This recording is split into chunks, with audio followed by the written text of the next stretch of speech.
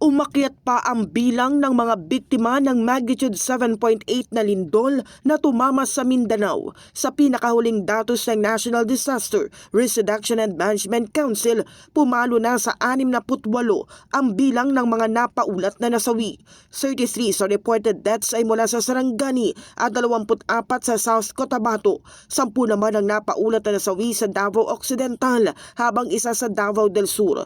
Nasa 33 katao pa rin ang pinaghahanap matapos ang lindol. Umabot na rin sa 1,339 ang bilang ng mga nasugatan at may mga patuloy pang biniberipikang ulat mula sa mga apektadong lugar.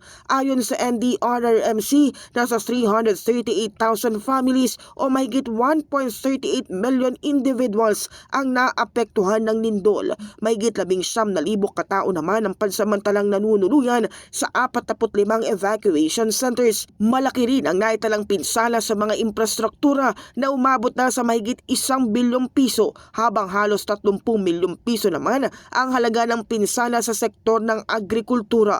Tinatayang 68,000 na mga kabahayan ang napinsala, kabilang ang mahigit 12,000 totally damaged. Samantala, higit 156 million pesos na halaga na ng tulong ang naipamahagi sa mga apektadong pamilya. In the heart of changing lives, ako si Brigada Cass Austria ng 105.1 Brigada News FM Manila, the Music and News Authority.